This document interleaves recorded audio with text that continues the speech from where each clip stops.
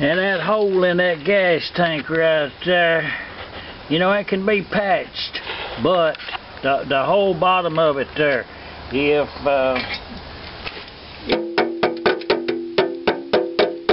it's the whole bottom of it's damaged. So, and we're gonna get that out. This one still had the crown bolts in it. And also the them washers right there, one washer on each one, a bolt and a washer. The hole in the original tank right there, that mounting hole is bigger quite a bit on both sides. That's so you can move it around anywhere you need. You got quite a bit of play on the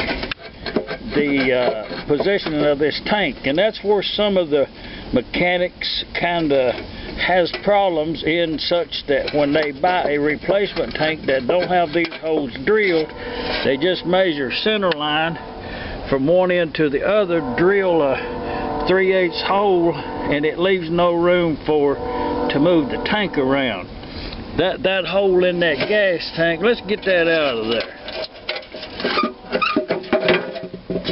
The hole, that's a pretty good size hole. But this is the tank we got her out of there, and you remember that that fitting down there is broke off in there. But you know, the top of the tank looks really good. We do have a siphon, and the front of the tank up here on the top is also rusted out quite a lot. Holes and all puckered up right there. So this is definitely not a tank to reuse. When you use a tank like this, you're just asking for problems.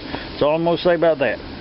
The pulley loosened up both set screws there after soaking overnight, and the pulley came off pretty well, but you can see right there that notch in that crankshaft right there, that's worn from that bolt, that set screw that was in that pulley. The pulley was too big for the engine, and right there's the results, the damage that it does to your crankshafts when you do that. Plus a good view on right there where somebody has sawed that gib key off about 1/8 of an inch from the flywheel face. Not enough to get a weld on it. We'll drill that one out. And as I was looking at this engine, I found something that kind of, I think I may have talked about it one time before, but right there, that little shiny place right there, you will find that quite often in international harvester engines. And what that was a void that was in the cast iron crankcase, probably just maybe a bubble, an air pocket or something. And what they done, they have took it seems to be train, seems to be a little harder than soft lead, possibly could be Babbitt. But I kind of think what they've done is they took a little small piece of it and put it down in there. I have dug them out before and looked at them, and I think they put that down in there and hammered it, expanded it out to where that it fitted inside the little crater there, and it can't get out. But that's the way International repaired their blocks from the factory. That's under the paint. You will find them more often on the flywheel. You will find those kind of repairs, and sometimes they'll be in a group. You know, ever how many little voids there was there, they'll fill them in. Occasionally you'll get one that's just got a void there and they just painted it and forgot about it. But that's a good one right there, and it's factory. If you were restoring an engine, that's the way you would do it. No mondo. Another observation to be made on this engine, as I am assuming this engine has never been apart. It don't appear to have been ever worked on. And what I'm bringing to your attention there now is under these right there, under them bolts for those Babbitt bearing caps, the shims being right in there, and if you've not seen it yet, they are present lock washers underneath those nuts. Some engines that came factory condition that I don't think had lock washers under there, but this engine does. So, you know, it's probably up to maybe your model.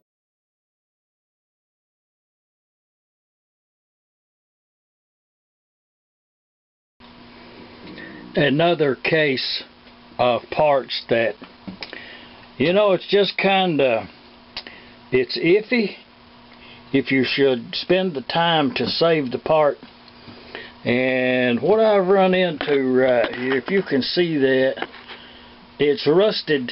The gear on the crankshaft right there is rusted away, and also the cam gear in there is worn really bad. The bearings was stuck fast, and even that sleeve there is stuck fast. And this engine right here is not, this is not one of the 26 engines out of that 100 engine deal up yonder, if you remember that. And taking in consideration everything as a whole, I have a replacement crankshaft. And as you can see, that where that pulley was loose on the end of that shaft, where it wore it out, you know. I mean, I can fix that. I can weld that up there, machine that down where you never know it. The gib key's been cut off right there, and I had planned to drill that out for a video there and remove that. But well, now that I'm up here to where that crankshaft is rusted so bad, and you can't see up in the back of that engine right there, but it's just a rusty mess up in there. So what I'm going to do, I'm going to saw that flywheel off. Right here, I'm going to saw that crankshaft in two, and then on this side, I'm going to saw that crankshaft in two, and at that point, also this gib key over here is it's either been drove in there too far, and it's a bad deal. The bolts that were holding these bearing caps on were the tightest that I have seen in all of these engines that I have disassembled. I thought I was going to have to take a cold chisel but anyways. Once I saw that crankshaft off, then I can push it from the other side. I can push it out, and I won't have to work with that gib key. The same way on this side. Once I cut it off in yonder, then I can push the crankshaft out, and the further out that it comes, the looser it'll get. So I'm going to saw that off, and then we'll put it over there on the workbench and see what we've got. Even the rod, the big end of the rod in there is rusted to the crankshaft, so bad that I can't get the bolts out. With that said, let's get it solid.